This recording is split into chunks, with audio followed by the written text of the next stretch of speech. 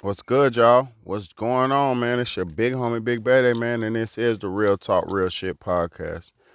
Definitely, as always, I might sound like a robot, but I'm definitely thankful for everybody who's tapping in and tuning in, man.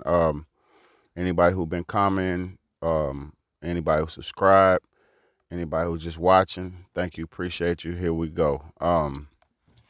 Today's episode, I wanted to talk about music because no, fuck feelings. I know and I've watched music. For one, before we start, I'm just not an eavesdropper on the outside looking in. I am a musician.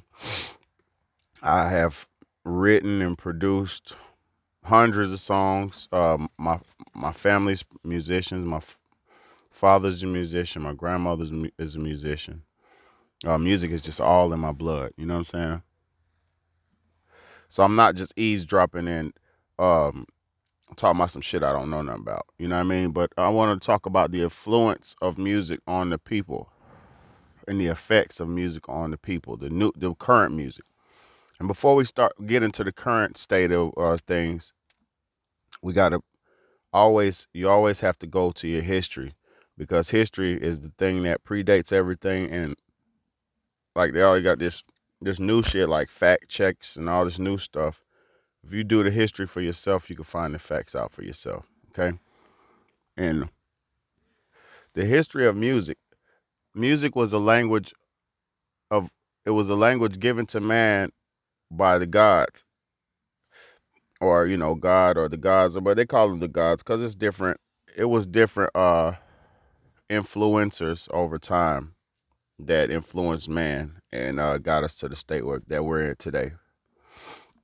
Because if a lot of y'all don't think about things religiously or spiritually or biblically or have any type of spiritual standpoint on what you thinking or how you thinking, you just going off of it on some modern theologies or modern understanding, and that's not actually the best way to go about things. So music was given to man by God as a way for man to communicate and pass down oral traditions.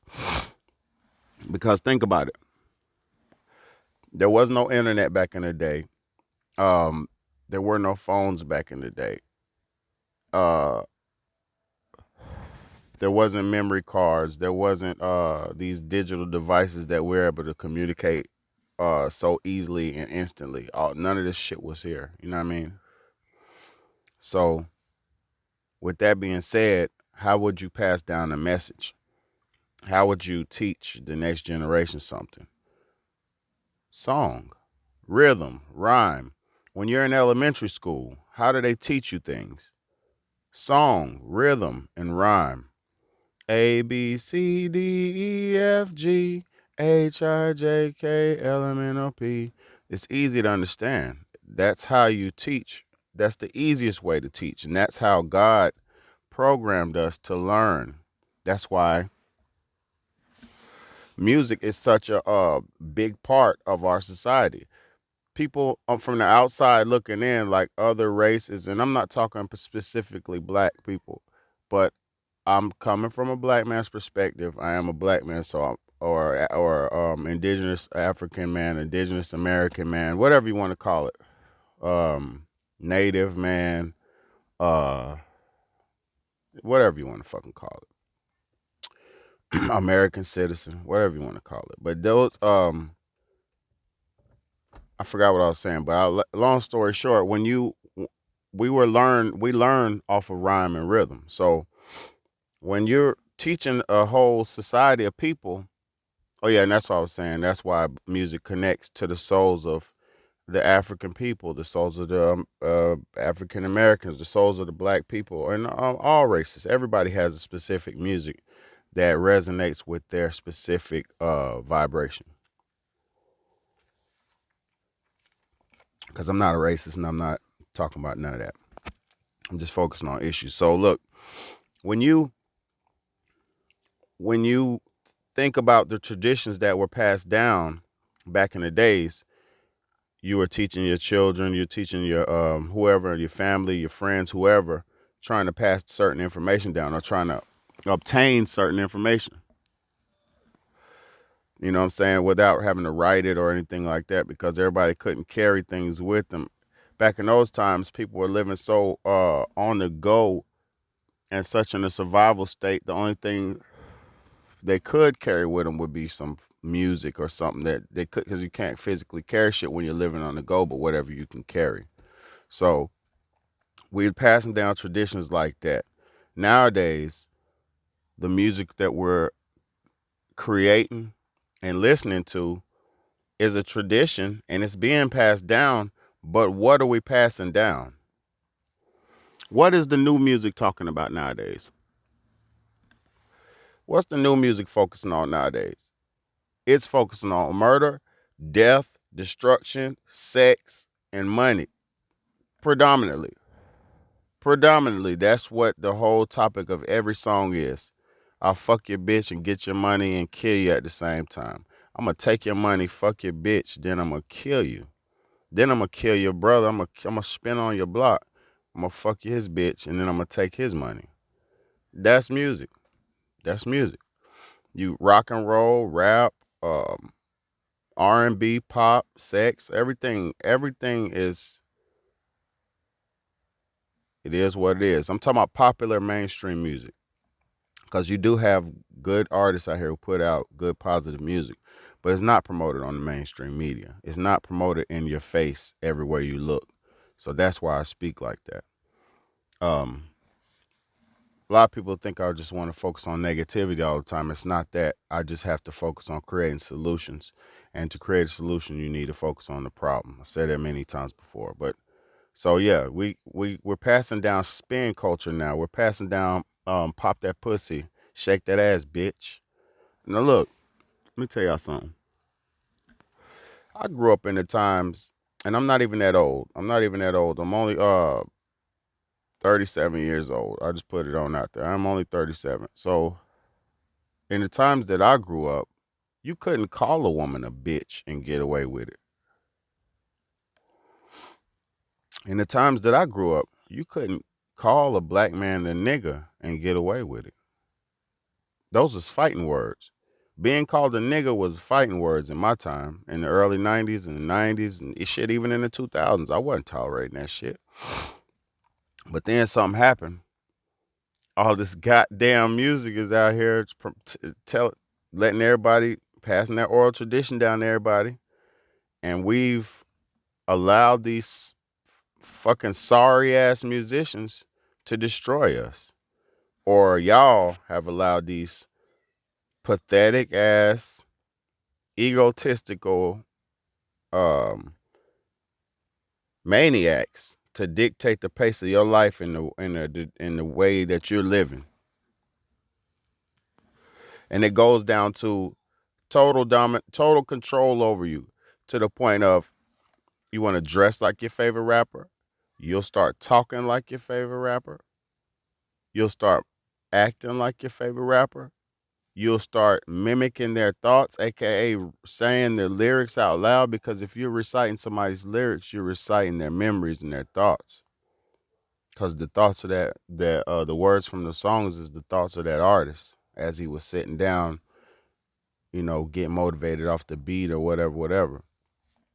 Those are his thoughts or her thoughts, whoever's making the song. So as you take on the thoughts, the image, the likeness, and want to become like the person that you're studying, admiring, supporting, listening to, trying out, whatever level of this shit is, once you get so into it, you'll lose yourself and you'll accept the ways, you'll accept the things that they're talking about. Because I'm going to tell you something. It's okay to listen to music. I listen to music when I'm at work and shit. And I love music. I create it. I love music. I love listening to new music, all that shit. But at the same time, as I'm listening to it, I'm calling out all the bullshit in it. I'm not letting lyrics go past me to where I'm not acknowledging what's going on in the lyrics, aka I'm fighting it.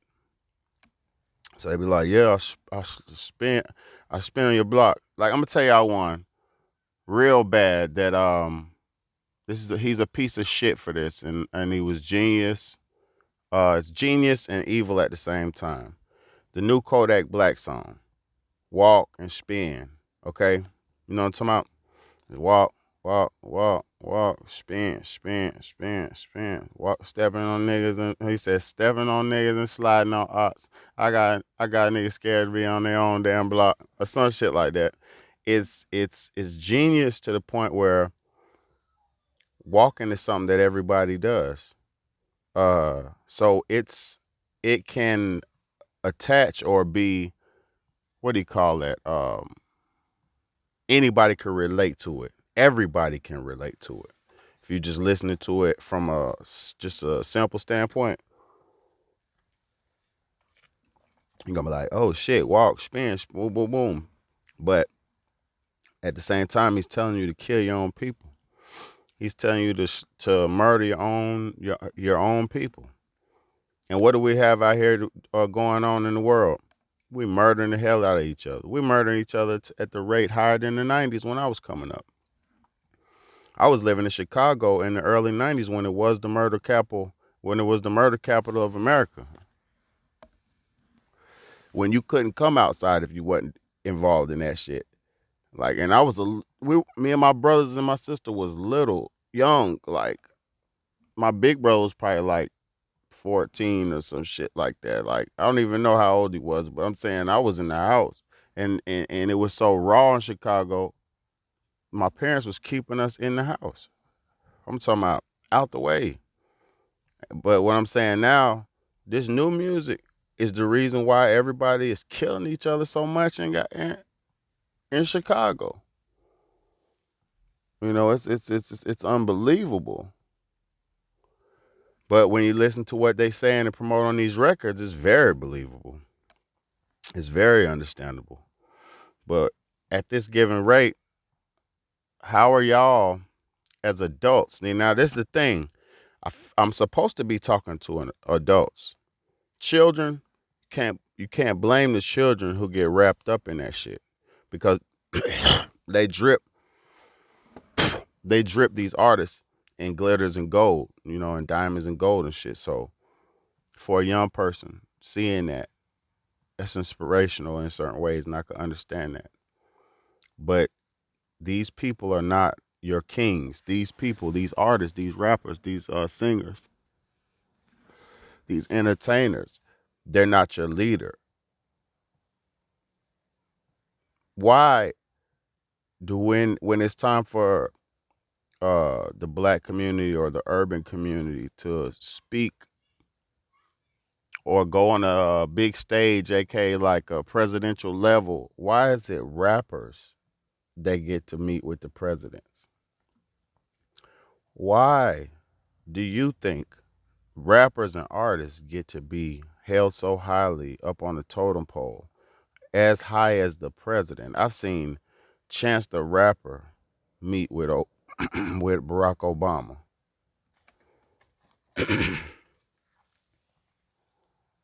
Mm.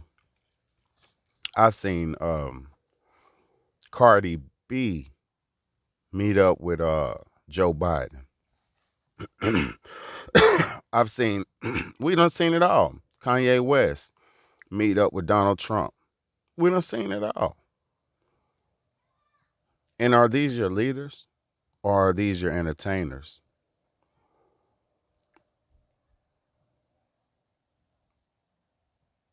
Okay. Now you are you thinking now?